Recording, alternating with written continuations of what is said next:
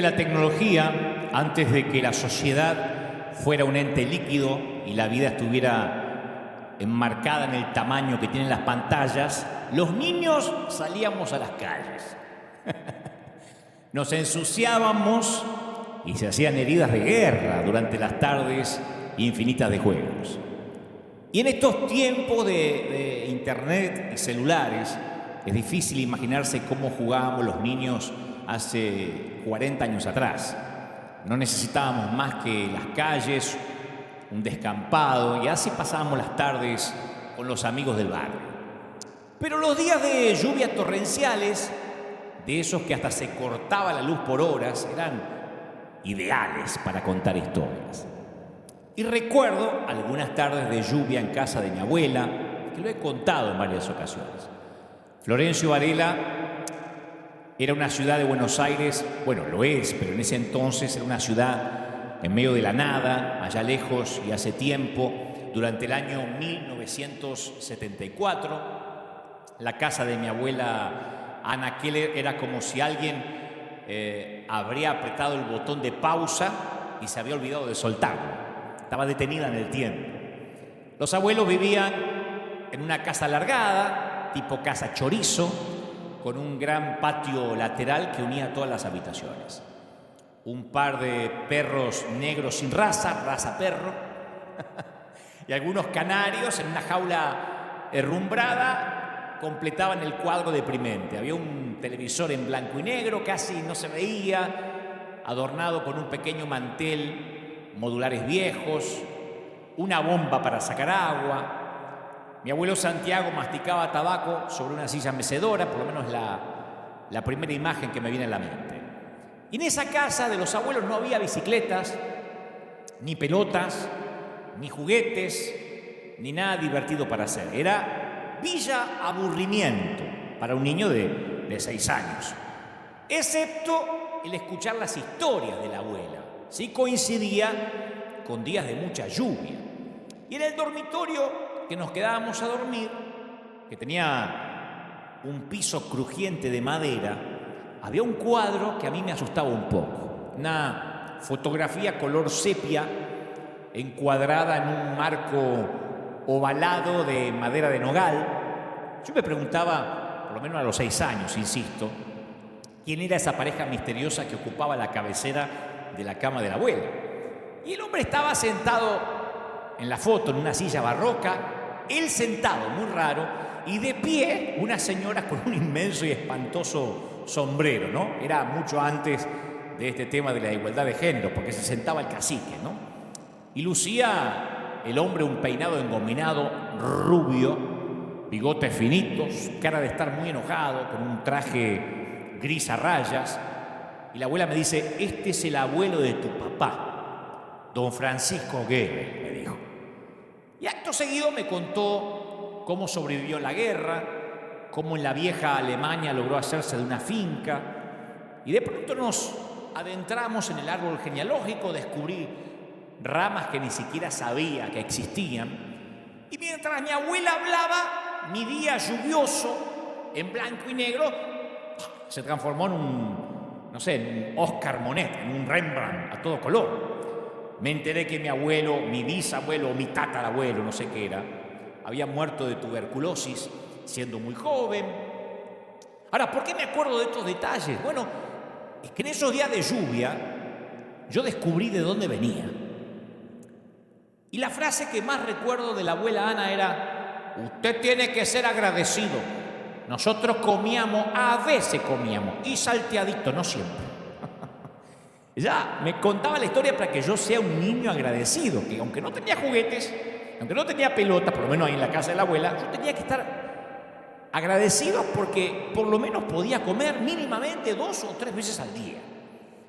Y yo de verdad me asombraba al saber lo afortunado que era. Yo pienso que a veces necesitamos saber de dónde venimos, qué pasaron nuestros padres, o nuestros abuelos en este caso, para poder tener un sentimiento de gratitud, para estar agradecidos.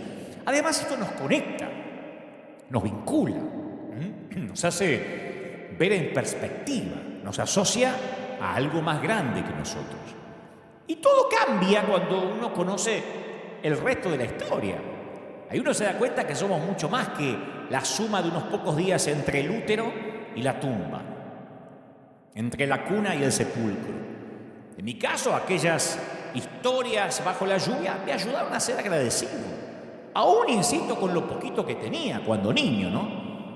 Ahora imagínate que acabas de cruzar el Mar Rojo.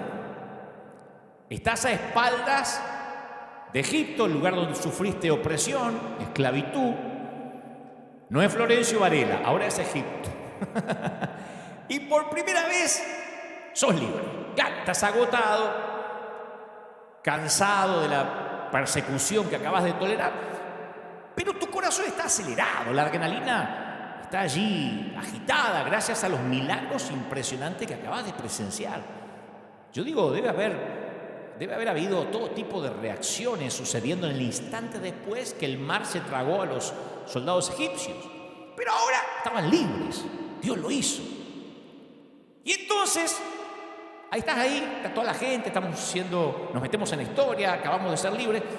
Y de algún lugar, a la izquierda, escuchás una suave melodía, un débil arrullo surgir de entre la multitud.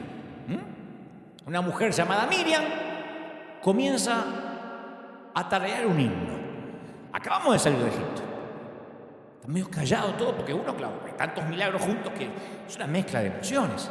Pero Miriam empieza a tararear un himno. Dice, por ejemplo, cantaré al Señor por siempre. Su diestra es todo poder. Y la gente la empieza a oír. Cantaré al Señor por siempre. Su diestra es todo poder. Y después se escucha el estruendo de un volcán de emociones que está a punto de hacer erupción. Y se convierte en un montón de doxologías resonantes, de canciones. Alguien grita, sí, cantaré a Jehová, porque se magnificó grandemente, porque echó al mar el jinete y al caballo. Y otro grita más allá, sí, Jehová es mi fortaleza, Jehová es mi cántico, ha sido mi salvación. Hay un clima de agradecimiento. Y Miriam continúa cantando. Echó a la mar quien nos perseguía. ¿Te acuerdas? Bueno, no sé si tenía esta melodía de la canción de Juan Carlos Alvarado, pero por lo menos, ¿no? Imaginemos que lo pudo haber hecho así. Jinete y caballo echó a la mar. Y otro grita, ese es mi Dios, lo voy a alabar, Dios de mi Padre, lo voy a enaltecer. Es la compuerta de la emoción se rompe y estalla el cántico.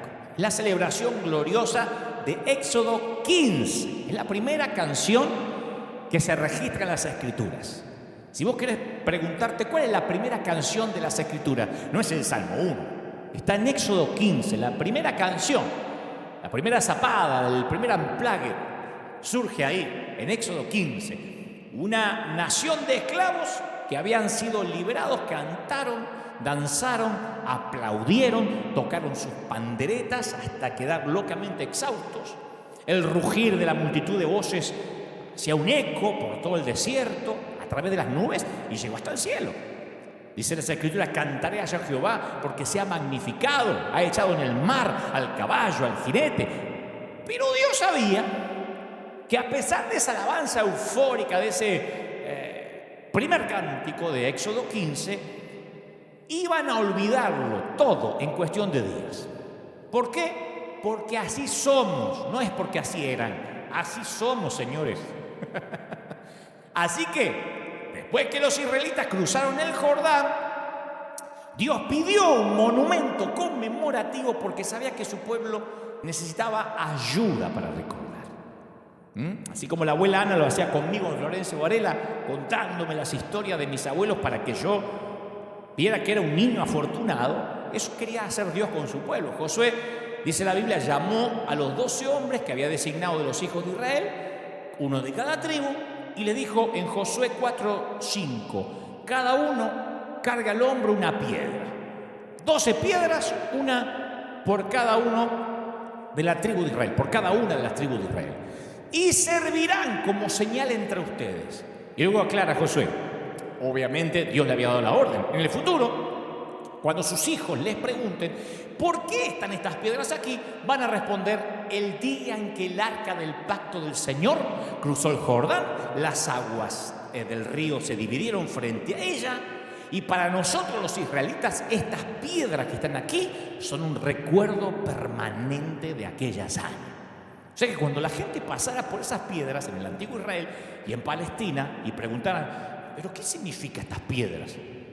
Y la palabra hebrea para piedras fue masebot. Yo tengo un mensaje llamado así, masebot. Y se convirtió en una forma abreviada de decir ¿qué pasó aquí? Masebot. O sea, el apóstol Pedro incluso lleva este concepto aún más allá.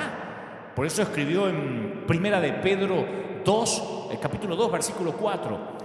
Al acercarse a Dios, también ustedes son como piedras vivas, con las cuales se está edificando una casa espiritual.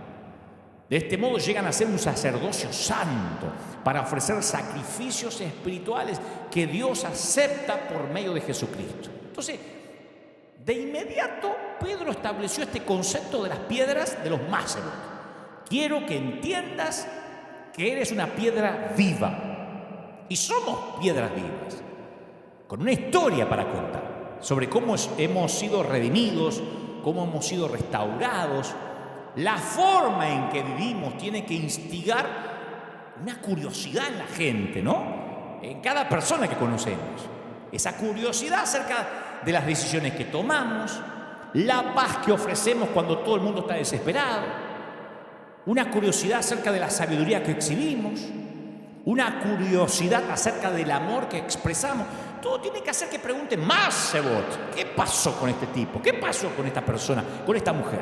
O sea, nuestra vida tiene que cantar las alabanzas de aquel que nos redimió y nos restauró. Las formas en que interactuamos en los diversos entornos, en los distintos círculos, tienen que ser tan convincentes que las personas quieran saber por qué nosotros optamos vivir de esta manera. Entonces mi pregunta es: ¿cuándo fue la última vez que alguien nos miró y nos dijo: che, estamos en pandemia y nunca te vi muerto de miedo, nunca te vi ni siquiera preocupado? Plena pandemia, se empieza a morir gente que conocemos y tenés una paz, una tranquilidad. Masebot, ¿qué pasó aquí? Esas son las piedras vivas. Un recuerdo de que Dios está con nosotros. ¿Cuándo fue la última vez que los vecinos, nuestros vecinos, tus vecinos, notaron el amor, la gracia, la alegría que emana de nosotros tan naturalmente que tuvieron que preguntarnos en qué creemos, de dónde somos, si alguien nos lavó la cabeza, por qué no estamos locos con las noticias, desesperados a ver si nos vamos a vacunar o no nos vamos a vacunar? ¿Qué nos distingue? ¿Qué nos hace diferentes? ¿Cuánto hace que no te preguntan eso? Masebot, ¿qué pasó? La vida cristiana se puede vivir de tal manera que demande una explicación. Vivamos de manera tal que exijan una explicación. Por eso a veces con el paso del tiempo, la santidad, la espectacularidad de algunas experiencias se desvanecen. Porque a veces todo lo que podemos hacer es intentar aferrarnos a cada parte de ese recuerdo para que con el paso del tiempo esa experiencia no se desvanezca. Entonces, somos, y cuando digo somos, todos los seres humanos, somos personas tan táctiles, necesitamos tocar, ver, oler, sentir, que a menudo necesitamos una expresión física para grabar algo en la memoria. Viste que la duración de un recuerdo depende de la emoción relacionada con ese acontecimiento. O sea que cuanto más fuerte sea la emoción, más duradero es el recuerdo. Pero así Dios nos estructuró y nos cableó. Uno recuerda cómo nos hicieron sentir. Y el 90% de las cosas que olvidamos, porque no las hemos sentido. Por eso que no recordamos todo, no tendríamos suficientes megabytes cerebrales para recordar todo lo que pasó en la niñez. Solo nos recordamos cómo nos hicieron sentir, bien o mal. Recordamos los traumas y las cosas positivas. Por eso tenemos que abrir un archivo mental en el cual guardemos las bendiciones de Dios. Una de las dimensiones de la mayordomía no solo es nuestro dinero que hacemos con él, sino la administración de los recuerdos. Yo digo siempre que hay que eliminar la basura mental y darles prioridad a los buenos recuerdos. Uno tiene que editar, como hace un director de cine, o un editor en todo caso. Yo siempre mantengo la idea que el mal manejo de los recuerdos es tan grave como sufrir una minusvalía mental. Algunos recuerdos hay que desfragmentarlos directamente. A otros hay que archivarlos de manera segura. Pero hay que hacer un inventario de nuestra memoria. Me acordaba cuando preparaba este mensaje acerca de mis mácebos, de mis piedras. Hay una canción que yo cantaba desde pequeñito. Hoy me vine con ganas de cantar un poquito. Soy mal cantante, aclaro, pero bueno, por lo menos te voy a transmitir qué es lo que hago yo en mi intimidad. Desde chico me encerraba en la habitación con mi guitarra, una taza de café, o una jarra de café, un cuaderno de notas para lo que Dios me iba a decir. Y le decía a mi mamá, no me llames porque me voy a encerrar con Dios. No tenía para irme al monte, pero me encerraba en la habitación. Y había solo una canción que me conectaba con el Señor. Era aquella que dice, vine a adorar a Dios. Cantaba, vine a adorar a Dios. Viejísima la canción, antigua. Vine a adorar a Dios. Y cantaba, vine a adorar su nombre. Ese era mi password para conectarme al Wi-Fi del cielo. Vine a adorar a Dios. Y se abría el Wi-Fi y empezaban a bajar las revelaciones. Ese de mí hasta el día de hoy. Han pasado años, cuando canto esa canción, puedo decir, hay canciones más modernas, canciones más elaboradas. Sí, pero esa tiene que ver con mi historia. Después había otro que es de cuando no entendía nada, que nos habíamos metido a hacer un evento evangelístico, la deuda era altísima, no sabía cómo iba a pagar. Fueron esos momentos donde yo predicaba en un superclásico ante, 90.000 gentes y después le decía, Señor, te llevaste la gloria y me dejaste las deudas. Y me acuerdo que estaba en las playas de Puerto Rico, pero no disfrutando las playas, me acuerdo porque ahí estaba, porque estaba haciendo una gira en la Isla del Encanto, y ahí aprendí una canción que en ese entonces yo no la conocía hasta ese momento, que decía, soberano Dios. Esa es mi canción para los momentos que no entiendo nada. Dios omnipotente, Rey de reyes. Y la cantaba mirando al cielo, intentando entender qué hacía el Señor. A ti sea el honor, el imperio y la alabanza. Y lloraba y decía, desde ahora y para siempre, por los siglos de los siglos, exaltado seas tú, coronado seas tú, Señor Jesús. No entiendo un cuerno. Señor Jesús. Ese era mi momento máximo. Y ninguna canción compuesta ni por Gelson, ni Jesús Adrián, ni Ingrid Rosario, ni Danilo, ni todos los marcos que ha habido y por haber, puede reemplazar para mí y mi relación con Dios alguna de esas dos canciones. Son mis piedras de adoración máxima. Te estoy abriendo el corazón, te estoy contando, ¿no? Te cuento esto no porque tengo ganas de cantar, sino porque seguramente estás recordando tu canción. Y yo me pregunto si Abraham no regresó al monte Moriah, donde un carnero reemplazó a su hijo, porque ahí estaba su piedra, su recuerdo de que Dios provee. Hasta tal vez conservó uno de los cuernos de recuerdo del corderito trabado en el zarzal, o del carnerito ese. ¿Habrá ido Jacob a acampar de nuevo a Betel? Porque eso le traía recuerdos de cuando Dios cambió su nombre y su identidad. ¿Habrá Pedro? Digo yo, tuvo que haber Pedro remado hasta el lugar del mar de Galilea donde alguna vez caminó y le mostró a sus nietos, mirá, acá yo caminé, acá el abuelo caminó sobre el agua, me hundí, pero caminó un poquito. Zaqueo, digo, ¿habrá dejado que sus nietos subieran al árbol donde él vio por primera vez a Jesús? Abu, y de acá lo viste, y sí, ahí lo vi, ahí él me dijo, bajá. ¿Cuántas veces Pablo se habrá detenido, digo, en el kilómetro exacto donde fue tumbado camino a Damasco? Y dice, acá me cambió el nombre. Hasta acá yo era Saulo, acá me transformé en Pablo sin saberlo. Y digo, ¿y si fueras Lázaro? ¿No irías una vez al año a la tumba donde te sepultaron por 4 días? Y vos decís, ¿para qué? ¿Para idolatrar? No, para recordar. Porque levantar altares es una disciplina espiritual perdida. Es contar nuestras historias bajo la lluvia, en las tormentas. Por eso algunos cristianos hasta abandonan las tumbas de sus propios seres queridos. No las cuidan porque dicen, no, eso es una caja, ya no está ahí. Y es verdad, bíblicamente, teológicamente, escrituralmente hablando, es verdad. Pero a veces es el único recuerdo que nos queda del último lugar donde pasó ese estuche, esa caja. Por algo la palabra recuerda aparece 250 veces en las Escrituras, 250 veces. La palabra recuerda.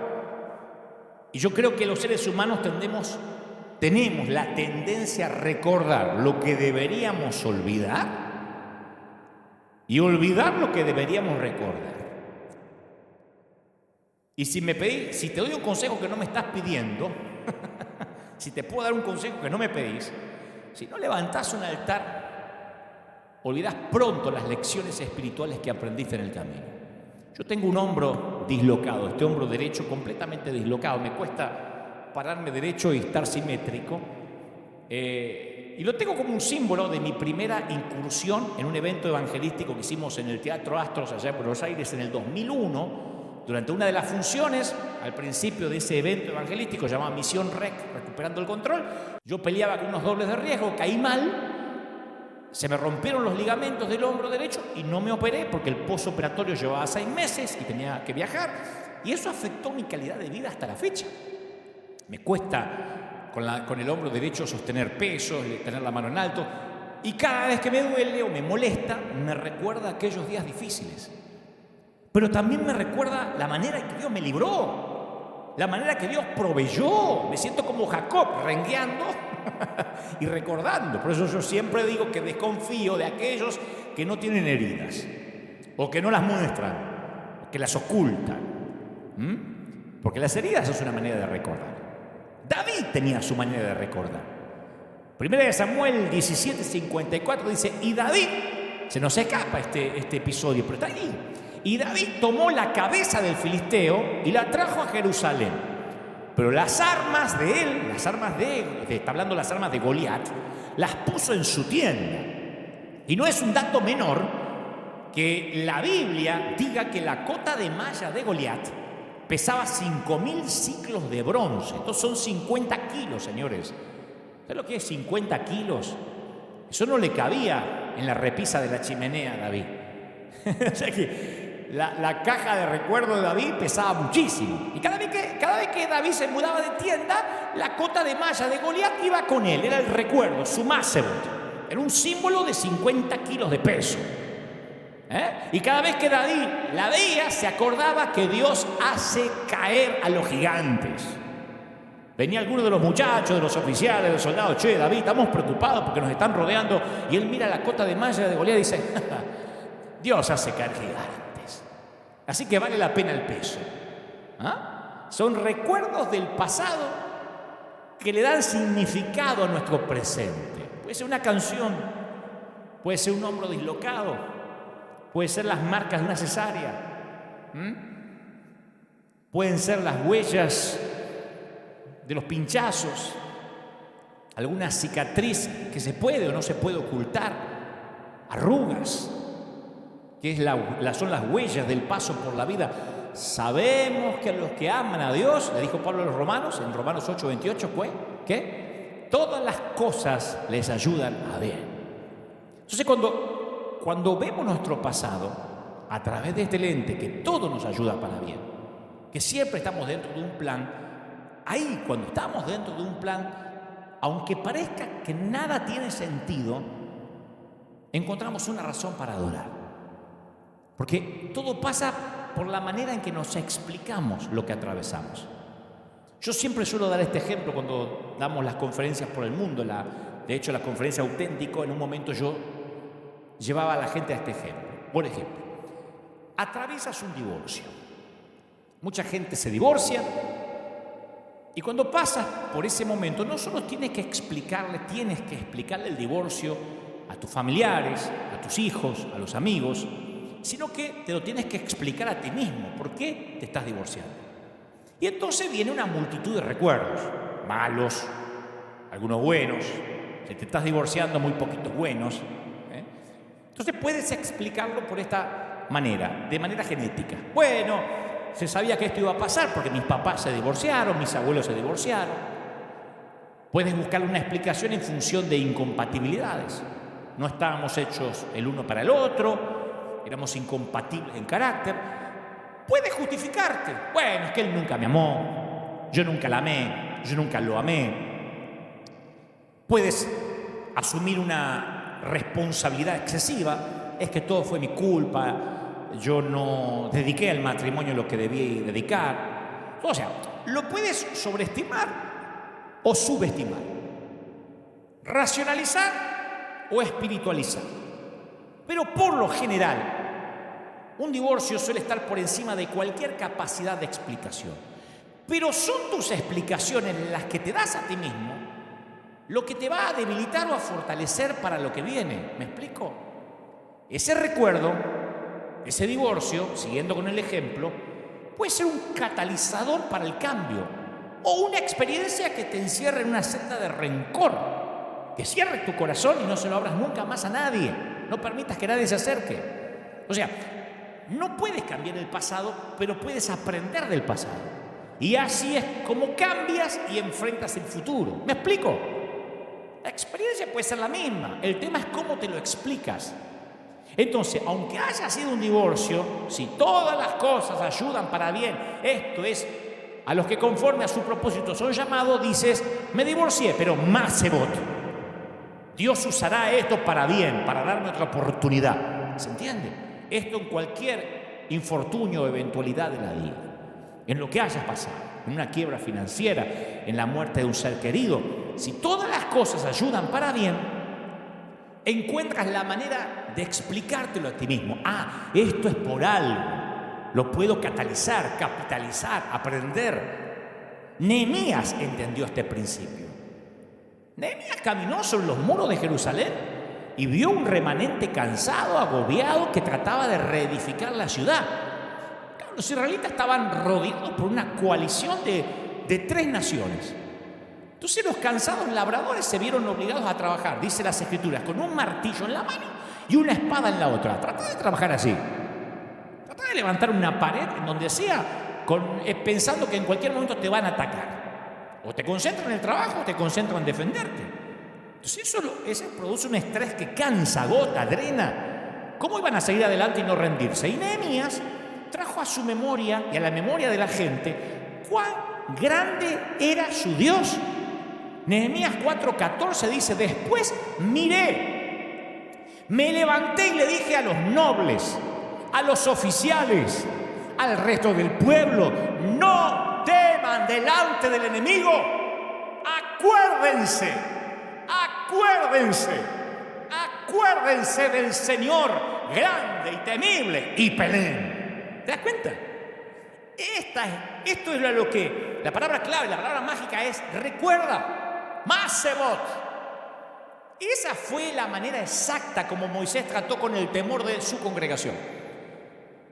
Deuteronomio 7:17 dice que él le dijo a Israel, si dices en tu corazón, estas naciones son más numerosas que yo, ¿cómo las voy a exterminar? No le tengas temor. Acuérdate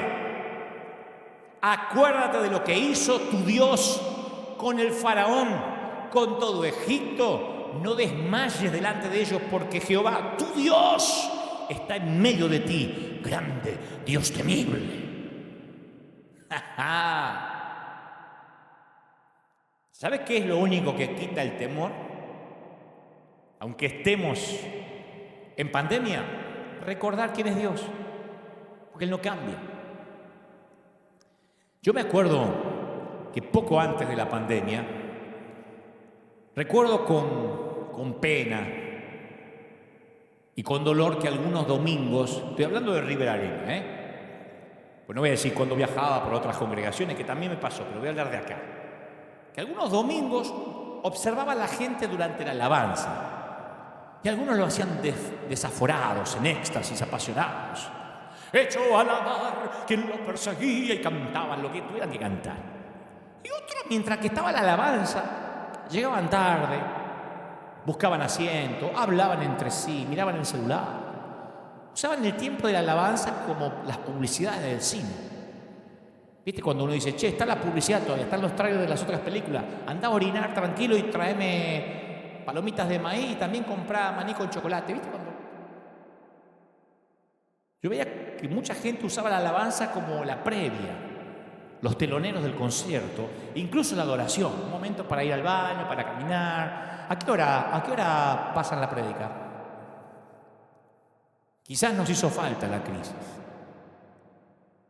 Una de las razones por la cual el Señor nos pone en situaciones difíciles o permite que estemos ahí es para darnos la oportunidad de entonar sus alabanzas. Yo siempre suelo contar que cuando hay tormentas es fascinante volar. ¿Viste que uno dice, ¿cómo voy a volar en avión si hay una tormenta? Es lo de menos, porque el avión se eleva y enseguida está por encima de las nubes negras. Son las mismas nubes, pero mi perspectiva al estar en el avión ahora es diferente. Las tormentas se ven diferentes desde arriba. Las tormentas se ven diferentes desde arriba. Alguien necesita oír esta frase y hacerla un meme. Colosenses 3:1 dice, si pues haber resucitado con Cristo, buscad las cosas de arriba, donde está Cristo, sentado a la diestra de Dios. Poned las miras en las cosas de arriba. Porque habéis muerto y vuestra vida está escondida en Cristo, con Cristo en Dios. Como alguien dijo, si la sabiduría es ver las cosas desde arriba, desde el punto de vista de Dios, donde las nubes negras están abajo, entonces la alabanza tiene que ser la reacción natural a ese punto de vista. La alabanza es nuestra expresión de confianza y agradecimiento por lo que Dios ha hecho, está haciendo y lo que va a hacer aunque se tarde. Y ya sea, querido, que estés en la parte superior o en la parte inferior de la tormenta, porque no todos pueden estar en el avión, hay mucha gente que está debajo de las nubes. Ya sea que estés en la orilla del lado este o del lado oeste del Mar Rojo, Dios abrirá un camino. Y mientras abre el camino, ¿sabes lo que hay que hacer? Alabar y agradecer. La Iglesia de Cristo en este momento tiene que estar agradeciendo por la pandemia, agradeciendo por las cuarentenas, agradeciendo porque Dios va a abrir camino. En la carta de Pablo a la iglesia de Colosas, él ofrece algunas reglas nuevas, que en ese momento eran nuevas, para ayudarlos a vivir de un modo más auténtico como seguidores de Cristo. Y Pablo le dice, acuérdense, sean agradecidos, canten salmos, canten canciones, himnos espirituales con gratitud de corazón a Dios. Y todo lo que hagan, ya sea de palabra o de hecho, háganlo en el nombre del Señor Jesús, dando gracias a Dios el Padre por medio de él. Y en otra de sus cartas, él exhorta a los cristianos y les dice, den gracias a Dios en toda situación. Escuchá, en toda situación. No dicen algunas, en las mejores, en los días de primavera, en toda situación. Da gracias a Dios en toda situación, porque esta es su voluntad para ustedes en Cristo Jesús. Entonces, una mayor gratitud no es resultado de adquirir más cosas, más experiencias, sino de tener conciencia de la presencia de Dios y de su bondad. La Biblia dice, alaba alma mía al Señor y no olvides, no te olvides, no tengas Alzheimer espiritual, no olvides ninguno de sus beneficios. Él perdona tus pecados, sana tus dolencias, Él rescata tu vida del sepulcro, te cubre de amor y compasión, colma de bienes tu vida. ¿Algo más? Diríamos en mi país, ¿qué más querés? ¿Camarones?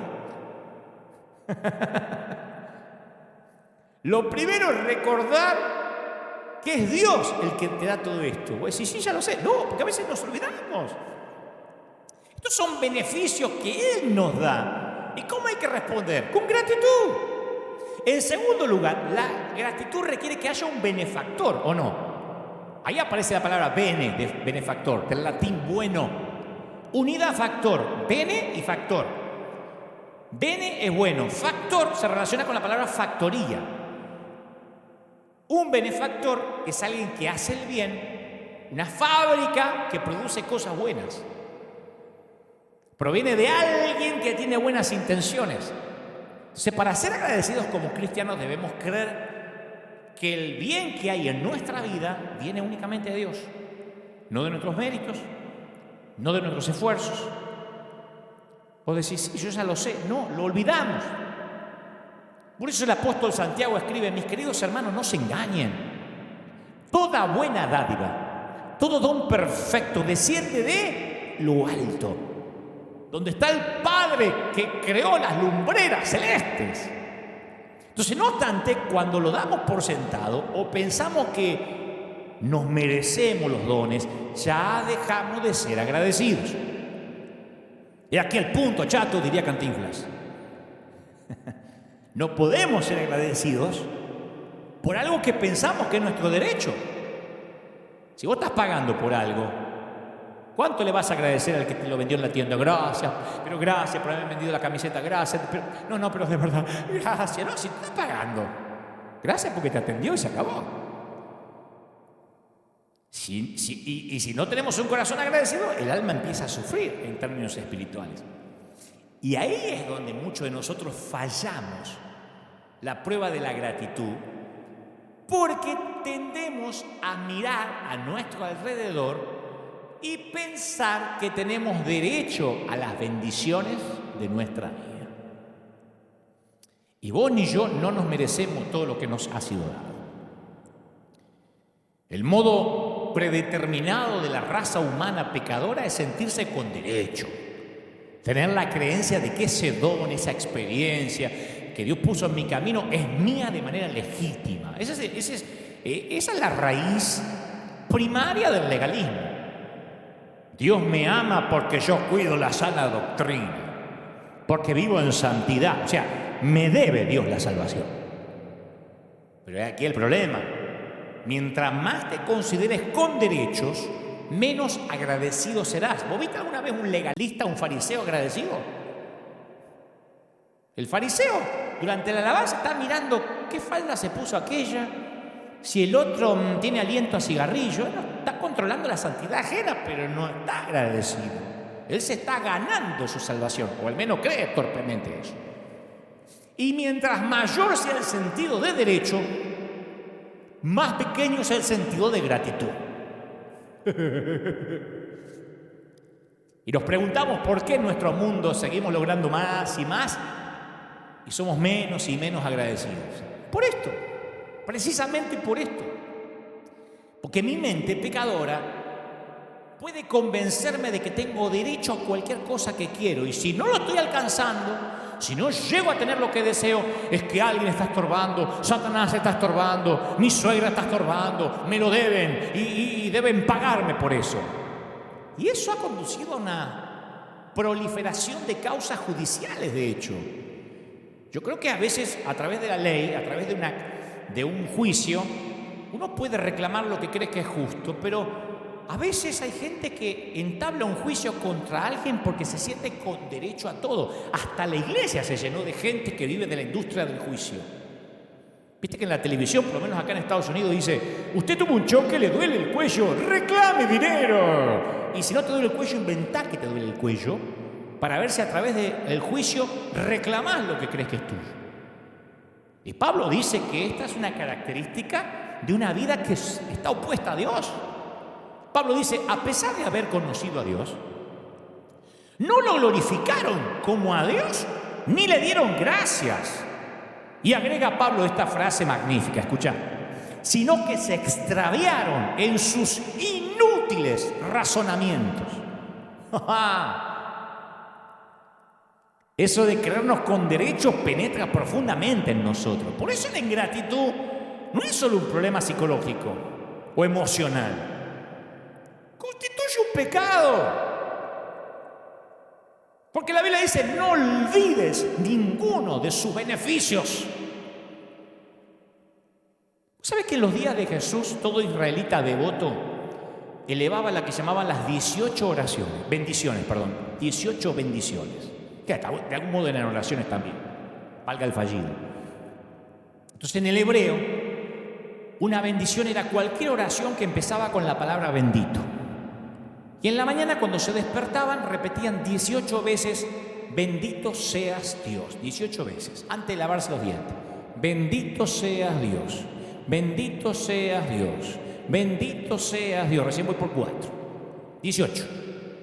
En la noche antes de irse a la cama repetían 18 veces, bendito seas Dios, 18 antes de acostarse. Al mediodía hacían una pausa y elevaban las 18 oraciones o bendiciones. Bendito sea Señor que perdonas en abundancia. Y las bendiciones en hebreo conectaban el don con el dador. Les recordaban a los ciudadanos de Israel que todo lo que era bueno provenía de Dios, desde lo que estaba en la mesa hasta el calzado que se ponía. Y estaban entrenados para ser agradecidos. Les encantaba hacerlo, porque sabía que la vida con Dios era buena. Oraban las 18 bendiciones una vez más en el sábado, porque les encantaba ese día. Y sabían plenamente quién proveía la vida buena y sus almas se mostraban agradecidas. El término hebreo para gratitud es hikarat hatov. Hikarat hatov, que quiere decir literalmente reconocimiento de lo bueno. Eso es lo que sostenía el alma de los hebreos. Hikarat hatov. Hikarat hatov masebot. Era como decir, ¡qué increíble! Logré vivir ayer. Apenas se levantaban. Ayer estaba vivo. Y hoy tengo otro día más para vivir. Dios es fabuloso. Entonces en la Biblia la idea de dar gracias a Dios no es una sugerencia, una recomendación, es un mandato. Tiene el mismo peso que ama a tu prójimo o dale a los pobres. Más de 100 veces, ya sea por medio de una orden o de un ejemplo, la Biblia nos manda a ser agradecidos. A mi criterio, que si la cantidad implica importancia, es que Dios está tomando el agradecimiento muy seriamente. Y te digo el por qué. Porque la ingratitud, escuchá, a mí me voló la tapa de los sesos eso cuando el Señor me lo mostró. La ingratitud es el pecado original. Adán y Eva tenían 1.000.000 de razones para dar gracias. Las cascadas, las aves, las riberas, los atardeceres. Dios de hecho pensaba que era tan acogedor el huerto que él mismo se paseaba en el huerto al aire del día. A Dios le gustaba. Pero Satanás se deslizó en el huerto y formula una pregunta sobre el árbol prohibido. Adán y Eva podían comer de todos los otros árboles, pero Satanás se enfocó en el único fruto que no podían tocar. Coman el fruto, silbó, y serán como dioses. Génesis 3:5.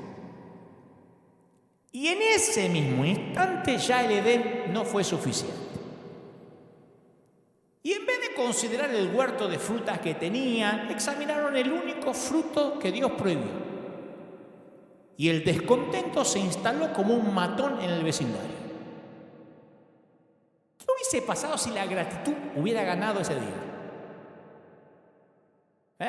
Imagina que Adán y Eva, sin dejarse deslumbrar, se hubieran burlado de la sugerencia de la serpiente. Pero vos estás loca, bicha, ¿dónde saliste? ¿Envidiar lo que no podemos comer? ¿Vos viste este lugar? ¿Qué vas a ver si ahí abajo no se ve nada? ¿Vos viste sembradío de fresa, campo de melones, bosque de naranja, arbusto de arándano? ¿Querés que te demos un paseo serpiente para enseñarte todo lo que Dios nos dejó para comer y vamos a comer lo único que no podemos? Si hubieran escogido la gratitud, el mundo hubiese sido diferente. Y si escogemos nosotros la gratitud, ¿será diferente el mundo? Viste que la gratitud es una diálisis espiritual, es una especie de diálisis. Te limpia la sangre, ayuda al sistema a deshacerse de la queja, del miedo, Ah, pero siempre estamos escuchando el silbido de la serpiente. Y queremos más caballos de fuerza, un auto mejor, más gigabyte, más espacio para las piernas en el avión, más testosterona, más canales de televisión, mayor cobertura de internet, más banda ancha. Siempre la enorme ballena de los deseos navega en nuestras aguas. No obstante, Dios nos da un arpón para liquidarla: la gratitud. Mi abuela decía: escuchá, mi hijo, usted es un agradecido, porque nosotros comíamos a veces y salteado. O sea, da gracias que la abuela está haciendo polenta para esta noche. Agradecido en todo. Vos sabés que a mí en estos años me ha tocado oficiar funerales, en el peor de los casos, de niños. Y los padres me preguntan siempre ¿por qué? ¿Por qué? Que son las preguntas lógicas de un papá que pierde un hijo, y yo les prometo siempre: van a ver a su bebé en el cielo.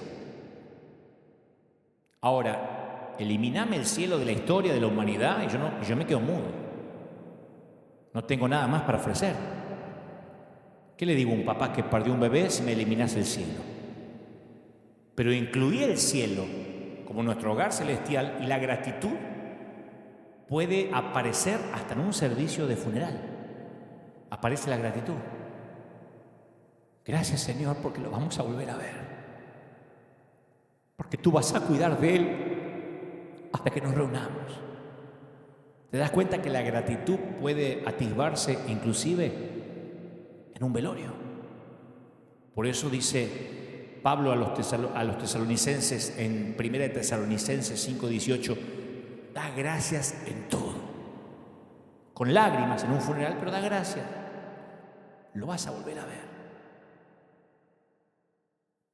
Yo sé que duele haberlo perdido, pero lo vas a volver a ver. ¿No merece un agradecimiento? ¿Cuánta gente no va a poder volver a ver a quien perdió porque su destino está más abajo? Pues sí, en todo, en todo. Ser agradecido en los problemas, en el hospital, en los aprietos, en los líos. Durante el COVID, sí, en todo. En el desierto los israelitas se olvidaron de eso. En Números 21:5, que yo le llamo la hoguera de las vanidades, porque empiezan a hablar contra Dios y contra Moisés. Los mismos tipos que viste que cantaban echó a la mar, jinete y caballo echó a la mar, ahora dicen: ¿por qué no sacaron de Egipto para morir aquí en el desierto? Che, además detestamos maná todos los días, no nos cambian el menú. Se habían olvidado la liberación de Dios. Olvidaron que el mar rojo se convirtió en alfombra roja, que el maná caía como monedas de plata. Olvidaron que bailaron la danza del jubileo y que cargaron a Moisés sobre los hombros como el Barça lo hace con Messi. Claro, al principio fueron agradecidos. No obstante, con el paso del tiempo, la ingratitud tomó el control. Se empezaron a quejar. Criticaban el servicio de limpieza de habitaciones, las opciones del menú. Te juro que la temperatura de la piscina es horrible. ¡Oh, Dios, que no me voy a bañar ahí! Pues no era suficiente con escapar de la esclavitud. Ahora querían manicura, pedicura, spa, masaje faciales, exfoliación. Se volvieron amargados y pesimistas. Y Dios sabe que nada calla ni le tapa la jeta tanto a los gruñones como la gratitud. Dios dijo: esta gente necesita agradecer. Así que les dio una lección práctica e inolvidable. Envió serpientes al campamento. ¿Vos querés pedicura? Alimañas con escamas que se deslizaron en sus tiendas de campaña. Colmillos venenosos por todos lados. Las sombras del Edén. No puedo evitar, es inevitable no ver el simbolismo, ¿no? La ingratitud es el brebaje del diablo y te va a matar. Entonces el Señor envió serpientes venenosas, no las envió el diablo. ¿Estamos? No las envió Satanás, porque justo Dios se dio vuelta y aprovechó Satanás y tuvo un montón de serpientitas, y no, fue Dios. Las envió entre el pueblo y muchos fueron mordidos y murieron. El que tiene oído, que oiga. Pues mucho no puedo explicar para no herir más susceptibilidades de las que se debe herir. Muchos empezaron a morir. Así que el pueblo acudió a Moisés, clamó: hemos pecado al hablar contra el Señor y contra ti. Pide al Señor que quite la serpiente, somos unos desagradecidos. Y Moisés oró por el pueblo. Entonces el Señor le dice a Moisés: bueno, hacete la figura de una serpiente venenosa, atala a un poste. Todos los que sean mordidos, no les quitó la serpiente, dijo: van a seguir siendo mordidos, pero van a vivir si miran esa serpiente de bronce. Para Dios era lo mismo decir: listo, mañana amanecen todas muertas. Si derribabas ejércitos enteros en una noche, un solo ángel, ¿qué le costaba a Dios decir: listo, ya está, te las quito a todas? No, va a ser un poquito más complicado, ¿sabes? Para que esta gente aprenda a agradecer. Así que Moisés hizo una serpiente de bronce, la ató a un poste, y los que eran mordidos por una serpiente tenían que mirar hacia arriba a la serpiente de bronce y se sanaban. ¿Sabes cuál es la cura para la ingratitud? ¿Querés que te diga cuál es la cura para la ingratitud? Porque Dios no cambia, es el mismo, ¿eh? Cuando tenemos que mirar para arriba en medio de una pandemia venenosa y ahí agradecemos por respirar sin estar entubado y por vivir un día más y decir: che, viví ayer y hoy tengo otro día para vivir. Ahí dejamos de pedir estupideces. ¿Viste la gente que dice: che, pero la máscara no me deja respirar? Entubado peor. Tengo que estar encerrado en la casa, no puedo salir a ninguna parte, no te deja salir no puedes salir a la vereda. En una cama, con suero, entubado, con todos los cablecitos, es peor. Y cuando en medio de la serpiente es venenosa, uno tiene que mirar para arriba para ser sano, ahí uno se vuelve agradecido. Cuando Dios nota también que el tiempo que debería ser de alabanza y de adoración se transforma en nuestro tiempo para llegar tarde y quejarnos porque nos tocó un mal asiento o aprovechar el tiempo de la adoración para ir a hacer pis. Aprovecha a Dios y se encarga de ponernos en fila los patitos otra vez. Cuando Dios ve que los músicos están tocando así, la adoración, y están pensando en la novia, menos a quien le están adorando, Dios nos pone los patitos otra vez en fila. Cuando lo sagrado se vuelve común, Él hace que el hecho de seguir respirando se transforme en sagrado.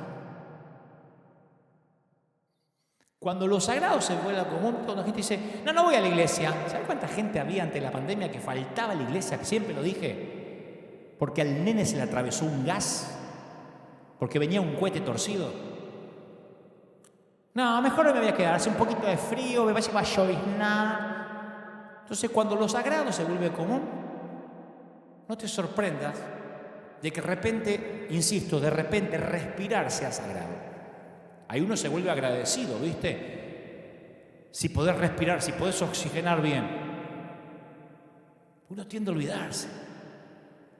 A los discípulos le pasó lo mismo. Un día Jesús les advierte acerca de la levadura de los fariseos. Escuchá, porque esto es mortal. Los discípulos pensaron: Jesús se olvidó de traer pan. Qué cabeza esta de Jesús. Y claro, tantas cosas. En Mateo 16:9, Él le dijo: guardaos de la levadura de los fariseos. Y dijeron: che, se ve que se le olvidó el pan. Se le olvidó el pan la factura. Entonces Jesús dice: ¿no entendéis aún? ¿No se acuerdan de los 5 panes entre 5.000 hombres? ¿Y cuántas cestas recogieron? ¿No se acuerdan de los 7 panes entre 4.000? ¿Y cuántas canastas recogieron? Jesús hizo este milagro 2 veces, alimentando a 5.000 personas una vez y a un gentío de 4.000 la próxima. 1 día después, los discípulos se habían olvidado de esto. En Marcos 8:17, Jesús le dice: pero no entienden, no comprenden. Tan endurecidos tienen el corazón, teniendo ojos no ven, teniendo oídos no escuchan, no recuerdan. ¿No se acuerdan cuando partí los 5 panes entre 5.000? ¿Cuántas cestas de los pedazos recogieron, cabezones? ¿Qué nos dicen estos pasajes? Que el significado de estos milagros no se registró en los tipos. Un poquito de tiempo después estaban llenos de dudas y diciendo: no tenemos pan. Los milagros de ayer son olvidados rápido en medio de las crisis de hoy.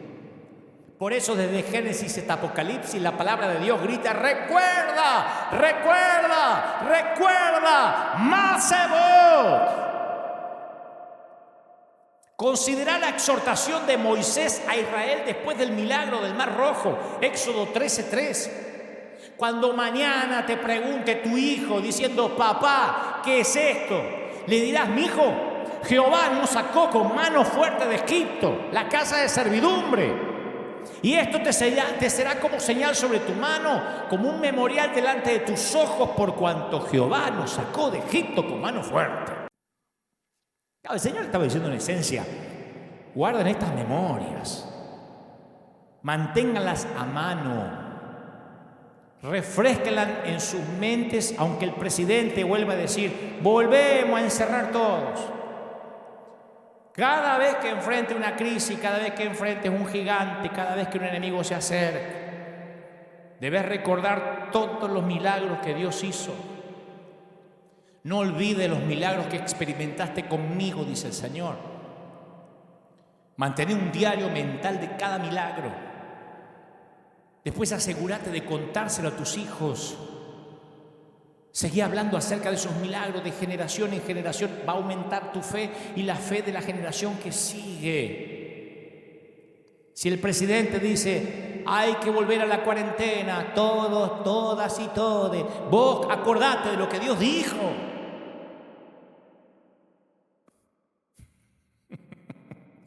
Nadie vio mayores milagros que la generación de Moisés. Nadie, ningún pueblo. Pero sin embargo, los Salmos 106:7 dice: nuestros padres en Egipto no entendieron tus maravillas. No se acordaron de la muchedumbre de tus misericordias. No se acordaron, no es que no hubo misericordia, no se acordaron, sino que se rebelaron junto al mar, el Mar Rojo. Y lo mismo está pasando en la iglesia de hoy.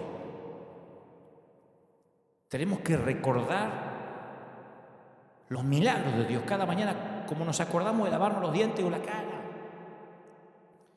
Pasa que nos solemos olvidar la manera en que Dios nos libró. ¿Sabe que cuando yo llegué a este país, a Estados Unidos, lo primero que me dijo un gringo, me dijo: aquí tenemos presupuesto, tú no te muevas de planilla, no gastes $1 más del presupuesto asignado. Y en los próximos meses yo tenía terror de excederme un centavo de lo que me habían asignado, porque si te dice que no te exceda, no hay para papel higiénico. Y de pronto mi Dios empezó a verse pequeñito, limitado a una planilla de Excel. Y un día el Señor me dijo: Dante, ¿cuándo vos, estando en Argentina sin un peso partido por la mitad, limitaste mi obra a un presupuesto humano? ¿Cuándo? Y esa palabra, ese Masebot, nos transformó en un granero para las naciones hasta la fecha. El mismo Dios que me pagaba los superclásicos en todos los estadios de Argentina, en los River, los 3 River, los 2 Vélez, el Estadio Único, Boca, es el mismo Dios que ahora nos envía con finanzas a ayudar a las naciones. No cambió. Los recuerdos de esos milagros, de aquellos milagros, alimentaron mi fe durante las pruebas del desierto. Pero no podés enfrentar al gigante si te olvidás del león y el oso. Acordate la historia en 1 Samuel 17:33. Dijo Saúl a David: no vas a poder ir contra ese filisteo, el gigante te va a liquidar. Y David le dijo a Saúl: tu siervo era pastor de ovejas de su padre, y cuando venía un león, cuando venía un oso y me tomaba un cordito de la manada, yo me iba atrás de él, lo hería, lo libraba de su boca. No dijo: perdimos una oveja, ¿qué va a haber? Bueno, por lo menos me queda esta. No, iba atrás de él, lo mataba. Y este filisteo incircunciso es como uno de estos bichos, uno de estos osos, leones. ¿Te olvidaste la vez que estuviste tan enfermo y estabas tan cerca de la muerte y el Señor te levantó?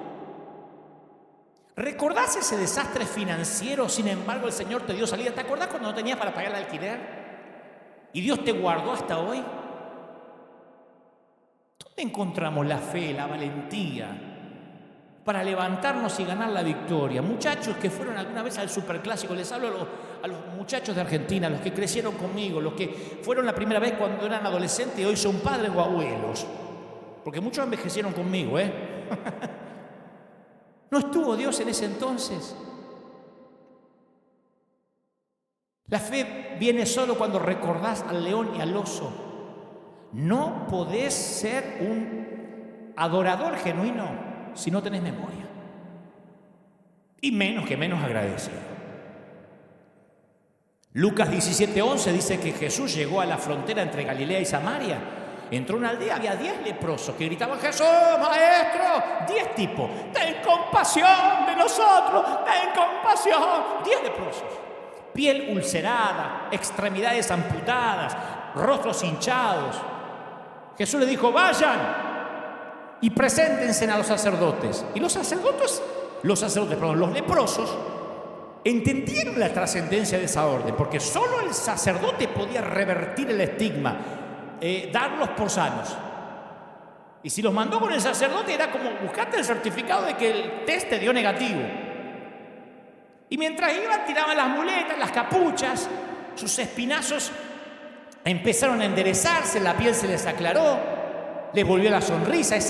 Esa masa de miseria se transformó en un coro que brincaba, celebraba la salud, y desde lejos Jesús los vio danzando a los 10. Eran como un equipo de fútbol. Por uno no eran un equipo de fútbol. Y esperó que regresaran. Y esperó. Claro, Jesús quería oír el testimonio sobre cómo fue el reencuentro con sus familiares, cómo reaccionaron sus esposas, qué dijeron sus hijos, cómo se sentían ahora que estaban sanos. Y Jesús esperó que los 10 regresaran para darle las gracias. Uno solo volvió. Uno.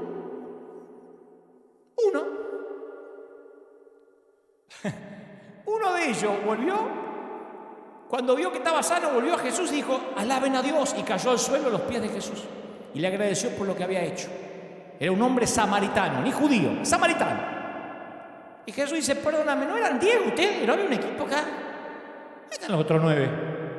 ¿Ninguno volvió para darle gloria a Dios, excepto este extranjero? Si esta historia nos quiere mostrar algo, ¿sabe cuál es? ¿Sabes qué es? Te lo digo así: 9 de cada 10 sufrimos ingratitud. Vivimos de la ingratitud. 9 de cada 10 son ingratos. Somos ingratos. Son proporciones epidémicas, No es el 20, el 40. 9 de cada 10. Capaz que estaban muy ocupados para estar agradecidos, ¿viste? Porque planeaban cómo dar las gracias. Sí. Son como ellos que dicen: bueno, ya después, cuando pueda, doy el diezmo. Ahora tengo que pagar las deudas. Tenían que hablar con sus médicos, sus perros, sus vecinos. Mucha ocupación. Otra prioridad. Jesús está bien, pero otra prioridad. Capaz que eran muy egocéntricos para ser agradecidos. Viste que la vida de un enfermo es muy simple. Ahora tenían que buscar trabajo, tenían que ocupar un papel en la sociedad. Capaz que eran muy arrogantes, porque nunca habían tenido esa enfermedad antes. Capaz que alguno, mientras que va caminando al sacerdote, dice: bueno, yo la verdad que con un tratamiento adecuado me habría recuperado igual. Aparte, ser agradecido implica admitir haber tenido una necesidad. ¿Y quién quiere mostrar debilidad cuando ahora hay una imagen que proteger? Capaz que uno de los leprosos dijo: no, quería dar las gracias, ahora me voy a sacar fotos en Instagram. La cosa es que en nuestras iglesias, 9 de cada 10 no agradecemos al Señor. ¿Por qué ese desagradecimiento? Yo siempre cuento que en un viaje descubrí la respuesta. Una vez que regresaba a casa desde Madrid, todavía vivía en Buenos Aires, pero en Madrid ocurrió en España una tormenta de ceniza, porque había un volcán, estaba en erupción y nos dejó varado en el aeropuerto de Barajas. Yo estaba todo el aeropuerto convulsionado, se agolpaban en las puertas, mi avión sobrecargado de pasajeros. Entonces, con toda la amabilidad que pude, me acerco a una de las asistentes de la aerolínea, al counter. Le digo: perdone, señorita, ¿quedará un asiento disponible? Puse así los ojos del gato con botas para causarle lástima. Y me dice: pues no, señor, pues me temo que no tenemos cupo en la clase turista, así que vamos a tener que ponerlo en primera clase. Pues vale, no creo que a usted le importe viajar en primera, ¿verdad? Y no hubo ningún pasajero más agradecido que yo con la gallega, bueno, con la española, con la aerolínea.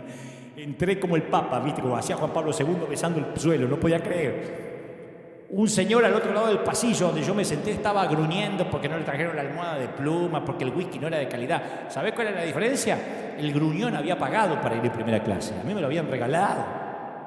Entonces, ¿en qué asiento en la vida te ubicas? ¿En el que crees que pagaste o en el que te regalaron?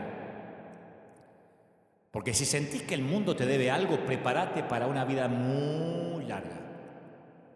Nunca vas a conseguir que te paguen lo que esperas. El universo no va a ser suficientemente digno para tenerte entre los seres humanos. Por eso el salmista dice, entren por sus puertas con acción de gracias, vengan a sus atrios con himnos de alabanza, denle gracias, alaben su nombre, porque el Señor es bueno, su gran amor es eterno, su fidelidad permanece para siempre. Y no me refiero a la clase de gratitud que uno siente cuando las cosas van bien. Me refiero a una gratitud centrada en Cristo. Tener una actitud agradecida no significa vivir en negación, porque un espíritu de ingratitud puede hacer que hasta la mayor de las bendiciones parezca una carga. Si vos sos ingrato, hasta la bendición te es una carga. Pero un espíritu de gratitud encuentra la bendición dentro de la carga incluso. Yo sé que hay gente diciendo, no, a mí no me trates de negativo, Dante, ni pesimista. Yo soy realista, no me quejo, llamo las cosas por su nombre. Estamos en una pandemia. Bueno, pero las cosas son como las llamamos. ¿Cómo serían las cosas si en lugar de llamarlas como las vemos, las comenzamos a llamar como Dios dice que son? Si vos decís que tenés una vida muy ocupada, abrumadora, así te vas a sentir. Si te levantás a la mañana y decís, ay, con estos críos, estos mocosos, me tienen harta, me van a sacar canas verdes, así vas a vivir. Tus palabras le dan peso al desánimo. Ahora, si decís, tengo una vida exigente, pero fructífera, estoy poniendo hombres de bien en la vida, que son mis hijos, la vida es distinta. Si decís, mi trabajo es un callejón de salida, me voy a morir como una rata, y te vas a morir como una rata.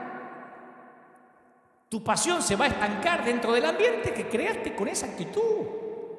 Si decís, no, mi trabajo no me gusta, pero es un entrenamiento, a mi paciencia, es un medio para proveerme, porque por lo menos tengo para comer, Dios va a ver tu fidelidad en lo poco y pondrá esa fidelidad a cargo de mucho más. Yo me acuerdo que hace unos cuantos años felicité a alguno que estaba acá en Estados Unidos, que entró de ilegal, cruzó la frontera, lo cruzaron, y después obtuvo por sorteo la ciudadanía. Y apenas obtuvo la ciudadanía le aumentaron el salario. Le digo, che, te felicito. ¿Sabes lo que me dijo? Sí, pero ahora tengo que empezar a pagar impuestos. ¿Sabes lo que tengo que pagar de impuestos? Ahora antes no pagaba nada. O sea, el tipo es una fábrica de decir estupideces. Yo lo miré como diciendo, ¿tu vieja no tomó mucho ácido fólico durante el embarazo? ¿O tenés un problemita de deforestación mental? Prefería vivir como ilegal para no pagar impuestos. Él veía una carga en la bendición. Realmente estaba deforestado de neuronas. Entonces, en lugar de recibirlo como una bendición y convertirlo en alabanza, estaba desalentado. Y tengo otro, peor que este, otro ejemplo, verdadero. Cuando empezamos a crecer como iglesia, como River, y tuvimos que agregar servicios, y esto es un lío de estacionamiento porque la gente sale de un servicio y a pesar de que hay hora y media entre servicio y servicio, se hacen unos tránsitos, unos trancones de tránsito, porque hay muchos autos saliendo y entrando. Y le encontraba esto a un ministro colega. Le digo, che, vos no sabés el problema que tenemos con el tránsito. Tenemos que, a veces hasta que se vuelva a llenar la arena cuesta un montón, porque tienen que salir todos los autos. Y me dice, qué lío, qué estrés, gracias a Dios yo no tengo que vivir eso. Nosotros somos bien poquito, gracias a Dios. O sea, ni siquiera el crecimiento era una razón para celebrar. Al parecer, a lo que los ángeles del cielo le basta para hacer una fiesta de celebración, este pastor no estaba interesado.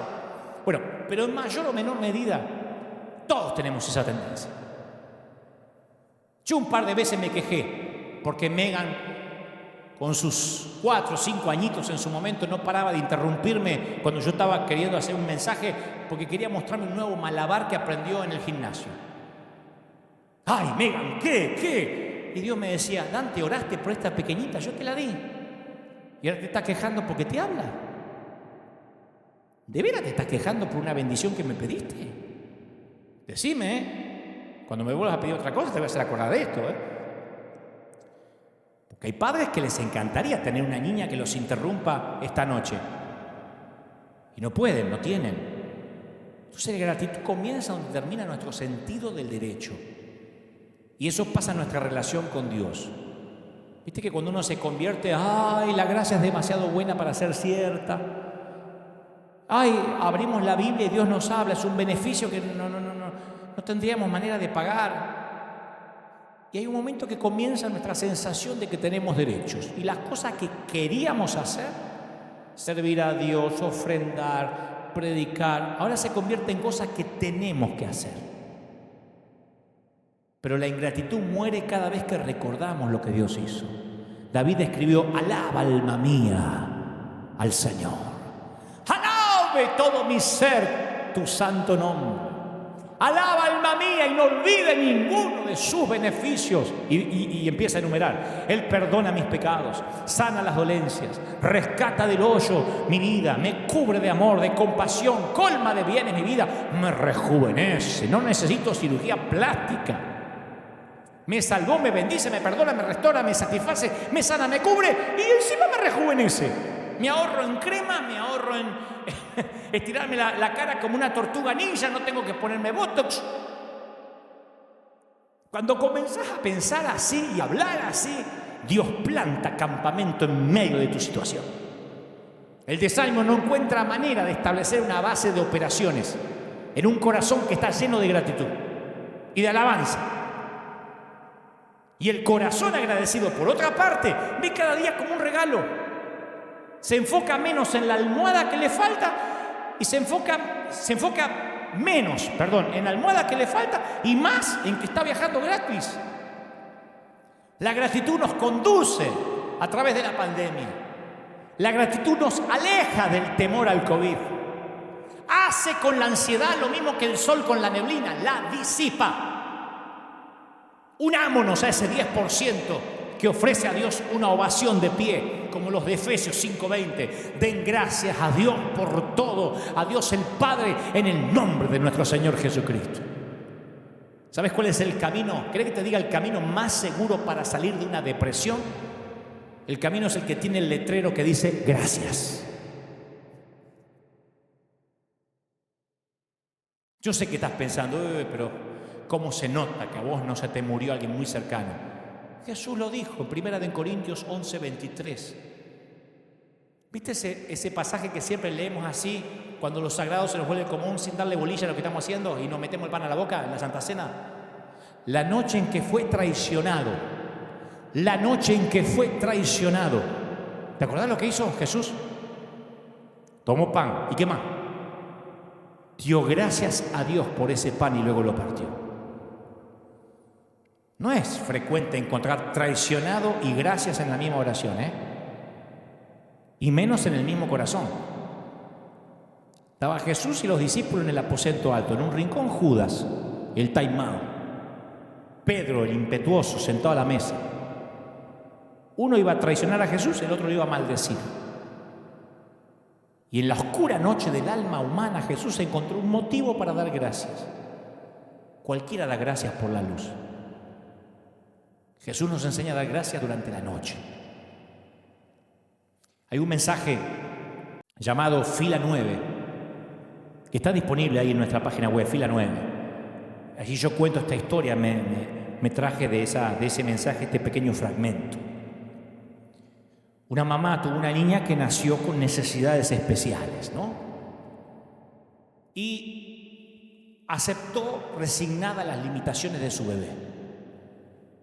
Pero ella cuenta que algo pasó cuando esa bebé creció, se transformó en una niña a punto de cumplir 15 años.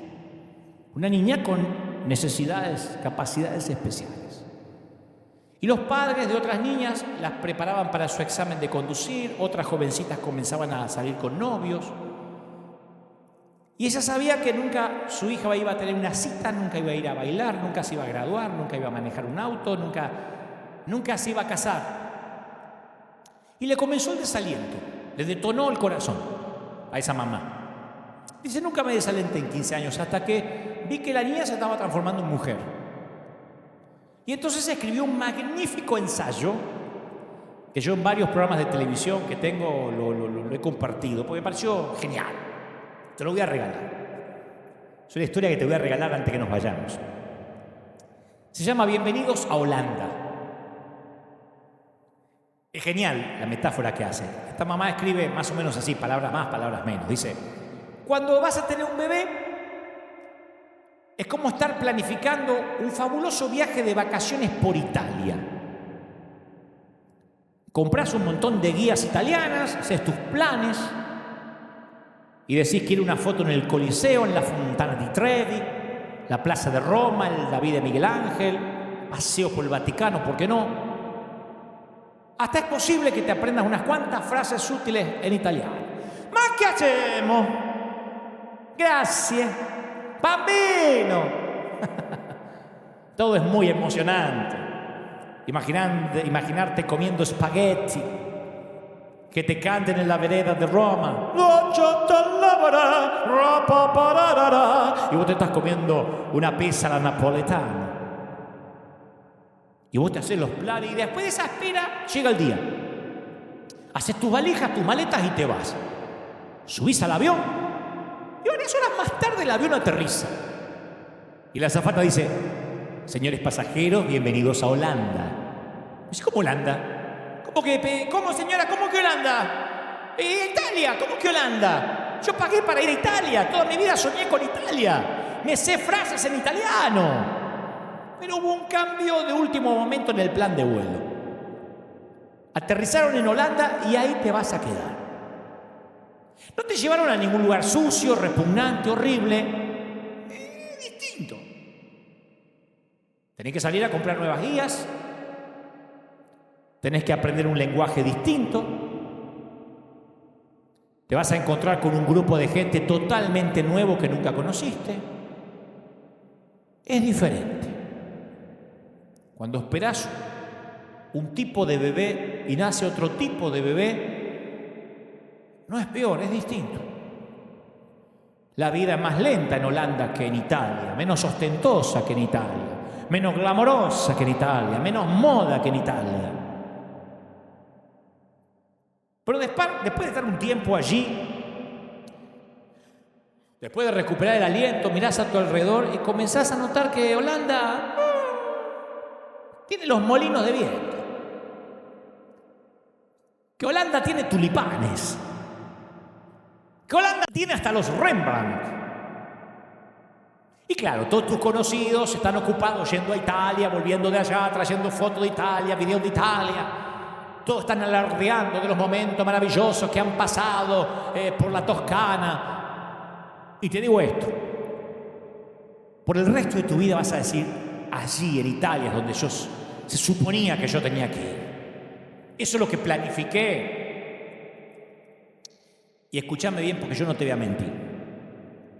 Ya somos amigos y a esta altura no te voy a vender gato por liebre.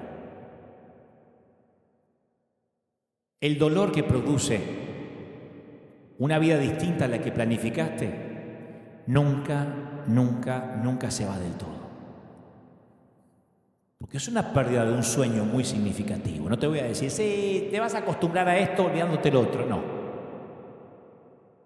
Entonces, si te pasás la vida lamentándote de no haber llegado a Italia, puede que nunca tengas la libertad de disfrutar todas esas cosas tan encantadoras que tiene Holanda. Y esto va para alguien que no hubiese elegido perder a su papá, divorciarse, no tener fotos familiares, no ver a sus hijos, estar en un hospital, arrojar un puñado de tierra sobre un ataúd. No es lo que... A ver, lo que hubieses elegido es lo que hubieses planificado, pero es Holanda.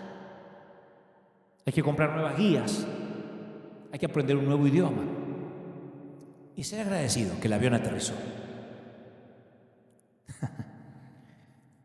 Ya me voy, pero a propósito, hace unos días llovía bastante, ¿viste?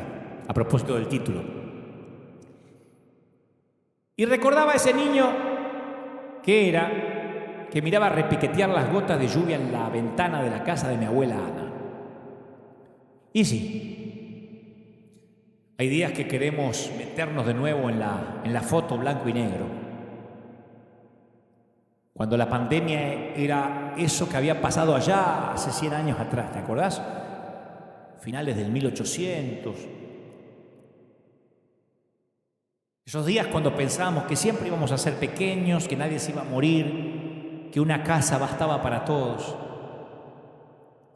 que la puerta se cerraba cuando entraba el último. El otro día recordaba esos días tranquilos de marea baja. Y yo era un muchacho, niño delgaducho, callado. Mi único sueño era vivir aquel día lluvioso, escuchando las historias de la abuela que terminaban con la frase: usted tiene que ser agradecido, Dantecito, ¿eh? Nosotros, cuando éramos chicos, comíamos a veces y salteadito, no siempre. No tenía televisor a color, no había celular, no había computadoras. Pero me sentía afortunado, agradecido. Y hoy, muchos años después, está lloviendo otra vez en todo el mundo. Está lloviendo en tu casa y en la mía. Llueve en los 5 continentes. Y otra vez no podemos salir. Y tenemos la opción de quejarnos o ser agradecidos, de escuchar los milagros de Dios, de contar historias de sus liberaciones bajo la misma lluvia. Padre, gracias por todos los que están escuchando y oyeron este mensaje. He transmitido lo que creo me has dicho que diga. No he omitido, no he agregado lo que considero es la carta que has escrito. La he llevado hasta la mesa de estos comensales. Te pido, Dios, que tu Espíritu Santo llegue donde yo no pude llegar. He hablado torpemente al cerebro de cada quien, al intelecto de quienes me oyen y ven. Pero tú has llegado a los tuétanos, a lo más profundo. Has dejado una huella en el alma. Oro por todos que están mirándonos desde cualquier sitio, independientemente de sus creencias. Fundamentalistas, conservadores, liberales, católicos, musulmanes, judíos, testigos de Jehová, adventistas. Oro por todas las religiones, por todos los credos, porque tú estás hablando a tus hijos y les dices: ¿cómo te amo, querido? Te digo, princesa, ¿cómo te ama el Señor? ¿Cómo te va a olvidar si te tiene en sus manos esculpida? Esculpirse, ahí está tu nombre. Bendigo a los que están del otro lado, a los que hoy están recibiendo al Señor en su corazón, a los que dicen: Señor, yo quiero tener un encuentro contigo, quiero ser agradecido. Di conmigo: Señor Jesús, entra en mi vida. Te recibo como mi Salvador. Anota mi nombre en el libro de la vida. ¡Aleluya! Hay gozo, hay fiesta en los cielos, sabor. En el cielo están diciendo azúcar los ángeles, porque hay celebración. Y nosotros deberíamos ser agradecidos, deberíamos estar hechos de eso, de agradecimiento puro. Agradecidos por lo que Dios nos permitió vivir, agradecidos en todos, aún en los funerales, porque volveremos a ver a quienes tuvimos que decirle hasta luego. Agradecidos por cada momento escabroso, por cada desierto, por cada tormenta, por cada lluvia torrencial. La hayas vivido del lado de arriba de las nubes o debajo, donde sea que hayas pasado la tormenta, Dios dice: yo nunca te he dejado. Te ama el Señor, mi querido. Te ama el Señor, mi querida. ¿Cómo no te va a amar? Mira cómo te habla. Es maravilloso contar las grandes historias de Dios bajo la lluvia torrencial. Es maravilloso saber que Dios no cambie, como estuvo, seguirá estando. Te ama el Señor. Te bendigo, mi querido. Te bendigo. Ojalá que nos veamos pronto ahora en junio en nuestros 3 servicios. Ojalá que nos demos ese abrazo tan relegado. Ojalá que digamos: Señor, cada momento que pasamos nos trajo precisamente a un momento como este. Dios es soberano. Soberano Dios. Dios omnipotente. Acuérdate de la canción que más te llegue, que más te llene. Guárdala. Es tu Masebot. Dedícale una canción de esas que son solo tuyas, desafinada, bajo la ducha, pero es tu historia con Él. Y dile al Señor que le das las gracias. No hay nada mejor para un padre que un hijo agradecido. Sorpréndete otra vez y que lo sagrado no se vuelva común. Damas y caballeros, gracias por estar ahí. Escuadrón de búsqueda en combate contra las filas invasoras. Gracias por estar firmes. Nosotros nos volvemos a encontrar, Dios mediante, dentro de 7 días. Aquí, si Dios no dice lo contrario, firme como talón de oso. Te dejo con la placa final. Que tengas un gran, bendecido domingo. Y si este mensaje queda grabado o queda en el éter o queda en esta cápsula de tiempo, cuando lo escuches, recibe esta bendición. Agradecido, mi viejo. Agradecido, mi vieja. Hasta la próxima. Chao, Dios te bendiga mucho.